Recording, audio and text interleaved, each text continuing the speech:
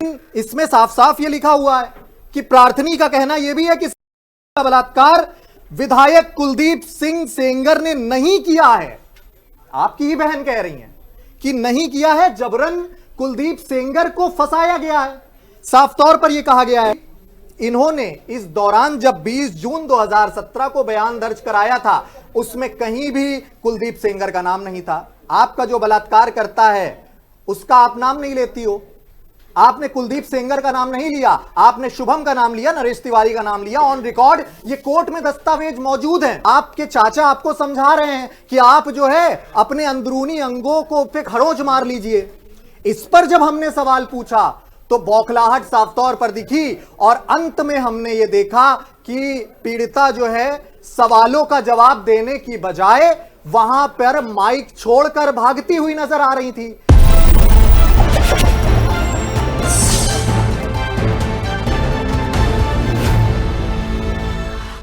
नमस्कार, मैं हूं आपके साथ विशाल कालरा।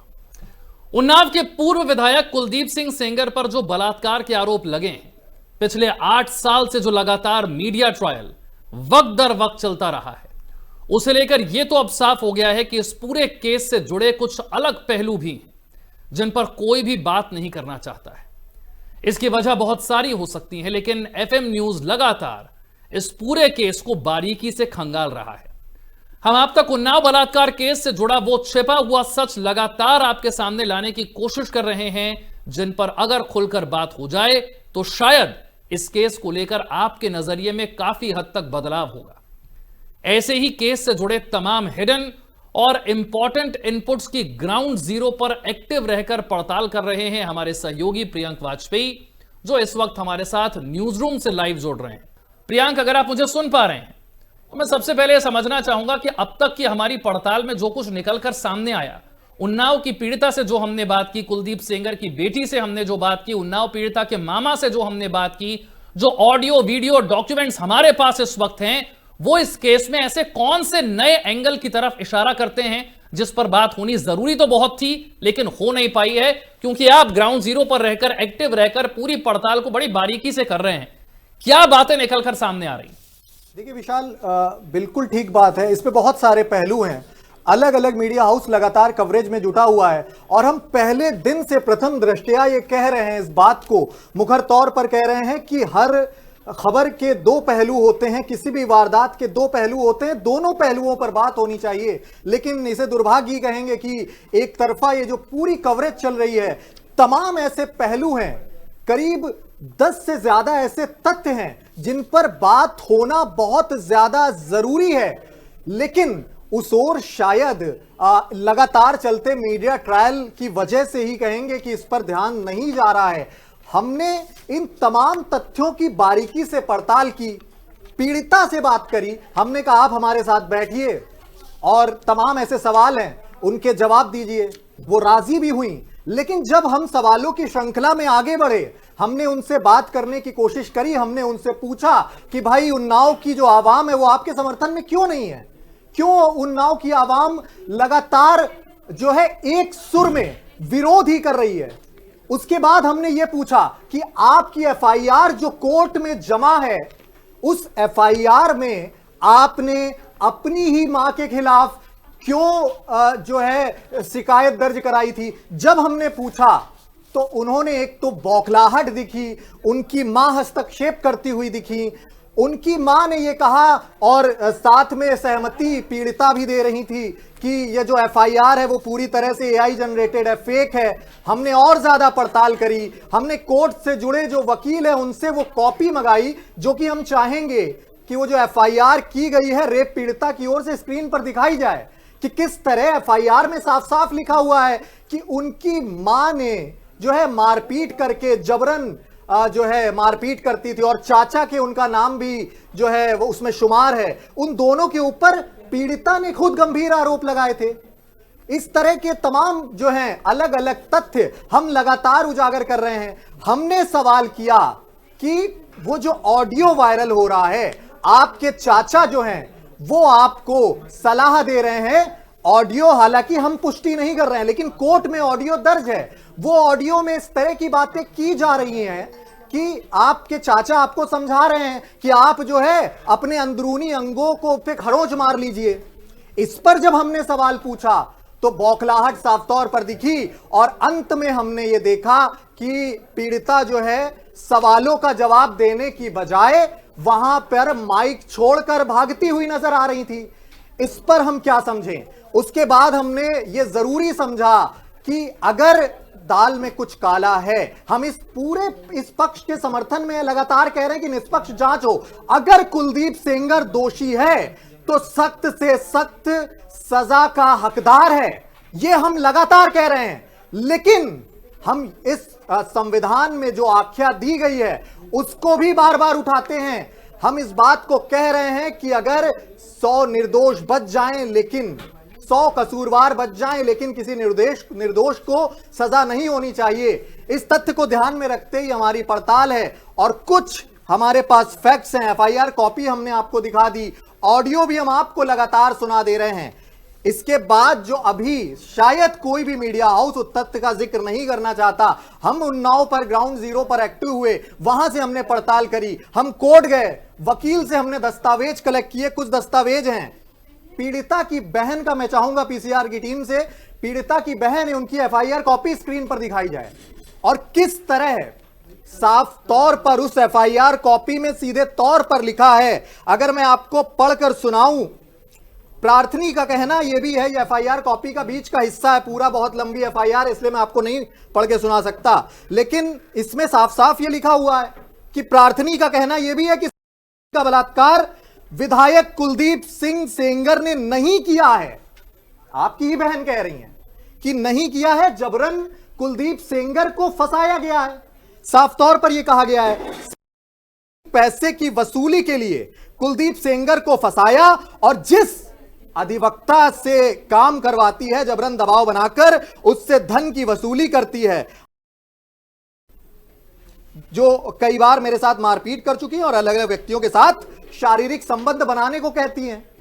यह साफ तौर पर आपकी ही जो है बहन कह रही हैं, बड़ी बहन है, उन्होंने ऑन रिकॉर्ड एफआईआर दर्ज करा दी है और वो राजी भी हैं इस बात को लेकर बात करने को। हम लोग भी लगातार संपर्क में कोशिश में हैं कि हम पूरे जो सच हैं कि किस तरह पीड़िता की मां ने ही दबाव बनाया, चाचा महेश सिंह को लेकर जो अदावत चली आ रही थी परिवार को लेकर, वो भी हमने आपको दिखाई। और विशाल, मैं चाहूंगा कि अब जो सबसे ज्यादा महत्वपूर्ण बिंदु है उस पर बात की जाए और उस तथ्य के जिक्र के बाद सभी दर्शकों को यह पूरी तरह से साफ हो जाएगा कि ये जो पूरा केस है जिस पर एक राय कायम कर ली गई है वो इतना आसान नहीं है, इतना सीधा नहीं है, बहुत गहरा है, बहुत सारे उलझे हुए पेज हैं जिसको एफएम न्यूज की पूरी टीम ग्राउंड जीरो पर एक्टिव रहकर लगातार उसको उजागर कर रही है। कुछ तारीखों की बात मैं जरूर करूंगा विशाल। तारीख 11 जून 2017 की है जब जो पीड़िता हैं वो अपने घर से गायब हो गई, उनको कोई ले गया या खुद गायब हो गई, इसकी पुष्टि बिल्कुल भी नहीं है। 11 जून 2017 वो तारीख थी। उसके बाद 9 दिन बीत जाते हैं। 20 जून 2017 को उनकी मां जो है, 9 दिन तक कोई भी हलचल नहीं थी। 9 दिन बाद 20 जून 2017 को उनकी मां और परिवार के एक सदस्य हैं, उनका नाम हम सार्वजनिक नहीं कर रहे हैं, माखी के थाने में शिकायत दर्ज होती है। पुलिस जो है नरेश और अन्य लड़कों को थाने में ले आती है। जो पीड़िता हैं कानपुर रेलवे स्टेशन के फोन से नरेश तिवारी जो शख्स है उसको फोन लगाती हैं।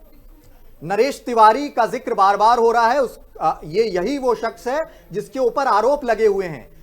नरेश तिवारी को लेकर उन्होंने आरोप लगाए, लेकिन जब जांच हुई तो यह पाया गया ये जो 9 दिन का अंतराल है बीच में गायब हुई, इस दौरान नरेश तिवारी से फोन पर बात हो रही थी और 9 दिन बाद आके उन्होंने नरेश तिवारी पर ही बलात्कार का इल्जाम लगा दिया। और जब यह पूछा गया कि नरेश तिवारी को आप पहले से जानती हैं, तो उन्होंने पीड़िता की ओर से कहा गया, नहीं मैं नरेश तिवारी को बिल्कुल भी नहीं जानती हूं, मैं नरेश तिवारी से कभी भी नहीं मिली। लेकिन जब जांच हुई इस पूरे मामले की तो यह पता लगा कि पीड़िता जो है रेप केस की, उन्नाव रेप केस की, वो लगातार नरेश तिवारी से फोन पर बातचीत कर रही थी। यहां से शक गहराया। और भी ज्यादा महत्वपूर्ण बिंदु इसमें यह है कि इन्होंने इस दौरान जब 20 जून 2017 को बयान दर्ज कराया था, उसमें कहीं भी कुलदीप सेंगर का नाम नहीं था। आपका जो बलात्कार करता है उसका आप नाम नहीं लेती हो। आपने कुलदीप सेंगर का नाम नहीं लिया, आपने शुभम का नाम लिया, नरेश तिवारी का नाम लिया। ऑन रिकॉर्ड ये कोर्ट में दस्तावेज मौजूद हैं। इसके बाद तारीख आती है 21 जून 2017।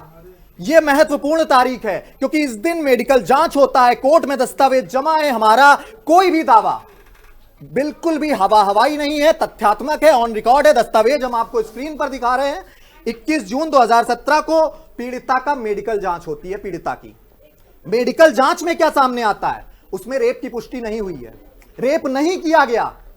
ये जो है मेडिकल जांच में सामने आया। मेडिकल रिपोर्ट ऑन रिकॉर्ड मौजूद है, वो हम आपको लगातार स्क्रीन पर भी दिखा रहे हैं। उसके बाद आती है तारीख 22 जून 2017। 164 सीआरपीसी के तहत बयान दर्ज करवाती है पुलिस, जो कि प्रोसेस है। उसमें पीड़िता का बयान दर्ज होता है और यह कहा जाता है पीड़िता की ओर से, कुछ नाम हम छिपा रहे हैं, यहां पर सार्वजनिक नहीं किए जा सकते, रेप का मामला है। उनकी बेटी ने जो है फोन करके नौकरी के लिए बुलाया था और वो नरेश तिवारी के नाम के लड़के के साथ कानपुर चली गई थी और घर से 500 मीटर दूर पर ही नरेश तिवारी और शुभम ने उनका बलात्कार किया था। यह बयान ऑन रिकॉर्ड दर्ज है। इसमें भी कहीं भी कुलदीप सेंगर का नाम नहीं है। कुलदीप सेंगर विधायक का नाम यहां तक नहीं लिया गया। तारीख आ गई थी 20 जून 2017, गायब हुई थी 11 जून 2017 को। अभी तक कुलदीप सेंगर का कहीं भी नाम सामने नहीं आ रहा है। 22 जून 2017 को इस मामले में चार्जशीट दायर की गई, दोनों लड़के जेल चले गए। 24 जून 2017 यह भी महत्वपूर्ण तारीख है इस केस को बारीकी से खंगालने के लिए। 24 जून 2017 को भारी प्रेस कॉन्फ्रेंस की गई, बहुत मीडिया बुलाई गई, लेकिन पूरी 1 घंटे की प्रेस कॉन्फ्रेंस में एक बार भी कुलदीप सेंगर का नाम नहीं, सिर्फ 2 ही लड़कों का नाम। उसमें भी जो है कुलदीप सेंगर विधायक का नाम पीड़िता की ओर से नहीं लिया गया था। उसके बाद जो है 17 अगस्त 2017 ये वो तारीख है, यानी जून बीत गया, जुलाई बीत गया, अगस्त 17 अगस्त 2017 को पीड़िता की ओर से मुख्यमंत्री को एक पत्र लिखा गया। इस बीच एक बिंदु मैं और ऐड करना चाहूंगा, ये जो पूरी तारीखों का क्रम है, चाचा महेश सिंह उनके जो थे वो लगातार संपर्क में थे और चाचा महेश सिंह को लेकर हम लगातार आपको बता रहे हैं कि राजनीतिक अदावत थी दोनों परिवारों के बीच। तो हो सकता है, हम इसकी पुष्टि नहीं कर रहे कि चाचा महेश सिंह को लगा हो कि शायद ये मौका है कि हम इसको भुना सकें और अपनी राजनीतिक अदावत जो है उसका बदला ले सकें। तो 2 महीने बाद रेप पीड़िता को यह होश आया कि कुलदीप सेंगर ने भी तो मेरा बलात्कार किया था, उनका नाम 2 महीने पहले मैंने लिया नहीं, अब नाम शुमार करना है। तो वो मुख्यमंत्री को पत्र लिख के गई, उनके चाचा महेश सिंह उनके साथ गए जनता दरबार, वहां पर जो है अपने हाथ से ये पत्र दिया गया मुख्यमंत्री को। उसमें जो है अचानक से कुलदीप सेंगर का नाम तो ऐड कर लिया गया, लेकिन एक लंबा झोल यहीं से शुरू हो गया। कुलदीप सेंगर का नाम, उन्होंने कहा कि कुलदीप सेंगर ने मेरा बलात्कार किया है, लेकिन कब किया है? 11 जून को वो गायब हुई थी, लगातार हम दस्तावेज दिखा रहे हैं, लेकिन बलात्कार की तारीख है 4 जून। 4 जून को कुलदीप सेंगर ने उनका बलात्कार किया, ऐसा कहा गया है पीड़िता की ओर से। बयान दर्ज किए गए, तहकीकात शुरू की गई। अब समय पूछा गया कि भाई किस समय आपका बलात्कार किया गया था, बताइए, समय बताइए। तो समय को लेकर पीड़िता की ओर से यह कहा गया कि दोपहर 2 बजे हमारा बलात्कार हुआ है, कुलदीप सेंगर की ओर से। अब ये सारे दस्तावेज कोर्ट में मौजूद हैं, उस आधार पर ही हम आपको बता रहे हैं कि जब दोपहर 2 बजे का जिक्र किया गया पीड़िता की ओर से, तो मामले की जांच हुई। जांच में यह पाया गया कि उस वक्त दोपहर 2 बजे जो विधायक, पूर्व विधायक कुलदीप सिंह सेंगर हैं, वो एक उन्नाव के कार्यक्रम में मौजूद थे। कार्यक्रम की जो है पूरी लोकेशन, कॉल रिकॉर्ड, सारी डिटेल कोर्ट में जमा है, सीबीआई के पूरे दस्तावेज हैं जांच के। यह भी सवाल खड़ा होता, और यही सवाल हमने पूछा था जो रेप पीड़िता हैं तथाकथित, उनको, उनसे जब, और हमने तथाकथित इसलिए लगाया क्योंकि हमें संदेह हो रहा है अब, क्योंकि हमारे सवालों का जवाब नहीं मिला। हमारा आग्रह उनसे दोबारा है कि आप बैठिए हमारे साथ, हमारे सवालों का जवाब दीजिए आप। आगे की तारीखों का जिक्र करूंगा विशाल।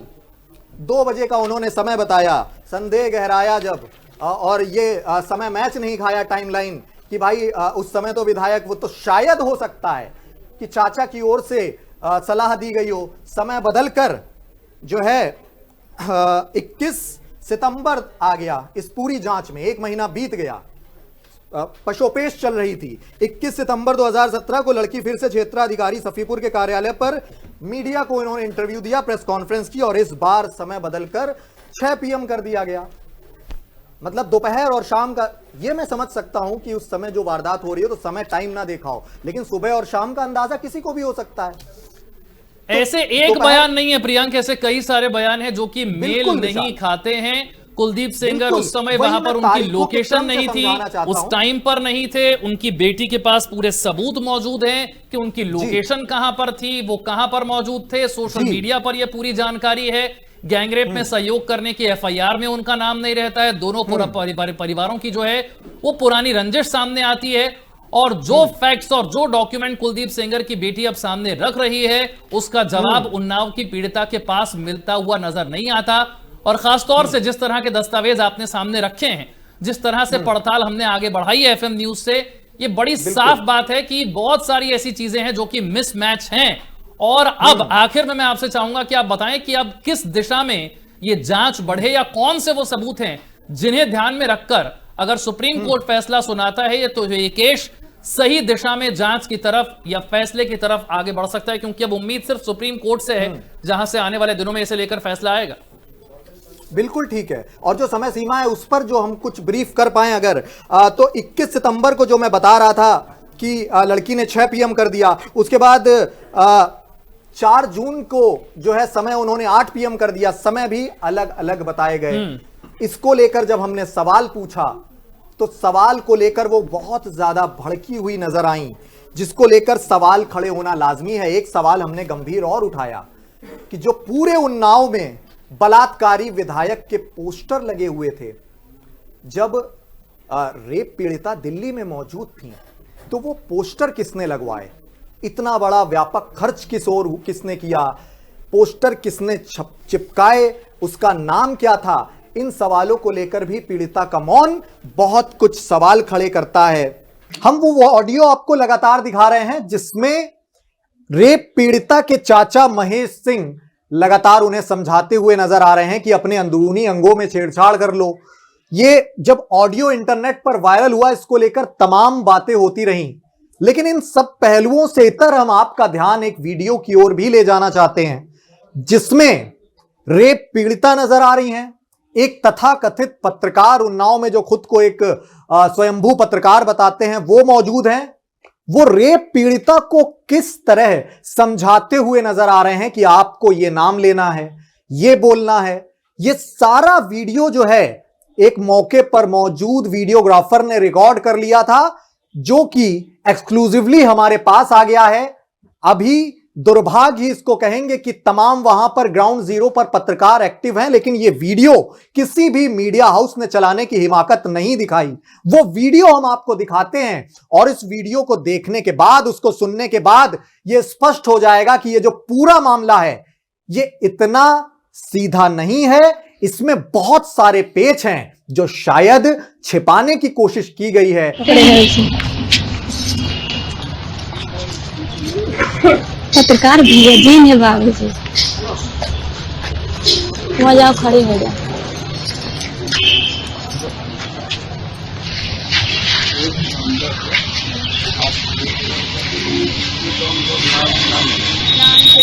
ये आप लोग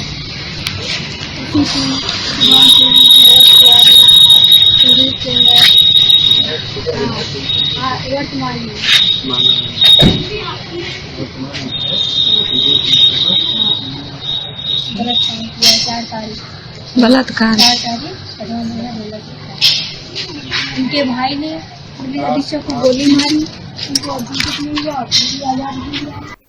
और और तारीख जिसका मैंने जिक्र किया 12 फरवरी को यह समय जो है इन्होंने निर्धारित किया कि बलात्कार 8 बजे किया गया, यानी दोपहर का समय जो है अब रात 8 बजे कर दिया गया। दिन और रात का अंदाजा नहीं था क्या पीड़िता को? यह बहुत बड़ा सवाल है और इस तरह के बहुत सारे तथ्य हैं जो कि एफएम न्यूज लगातार निष्पक्ष तरीके से आपके सामने रखेगा। और अंत में यह मैं जरूर कहना चाहूंगा, जिस ऑडियो का पीड़िता की बहन का मैंने जिक्र किया एफआईआर कॉपी का, उसकी ऑडियो भी जल्द हमारे पास आ रही है। वो ऑडियो में बकायदा कह रही हैं कि नहीं किया है बलात्कार कुलदीप सिंह सेंगर ने। वो बहुत जल्द हम आपके सामने रखेंगे। फिलहाल अभी समय की सीमा है, उसको ध्यान में रखते हुए बहुत सारे तथ्य हमें रखने के लिए दोबारा जुड़ना है और एफएम न्यूज की लगातार ये कवरेज जो है वो जारी है। जो सच है उससे जुड़ा हुआ वो हम यूं ही आपके सामने रख रहे हैं। विशाल, बहुत बहुत शुक्रिया प्रियंक। और एफएम न्यूज इस पड़ताल को जारी रखेगा, लेकिन फिलहाल जो डॉक्यूमेंट्स हमने आपके सामने रखे हैं, जो फैक्ट्स हमने आपके सामने रखे हैं, जाहिर सी बात है कि वो इस केस के रुख को मोड़ने की ताकत रखते हैं। और जब तक सच सामने नहीं आ जाता है तब तक हमारी ये मुहिम यूं ही जारी रहेगी। छोटा सा ब्रेक।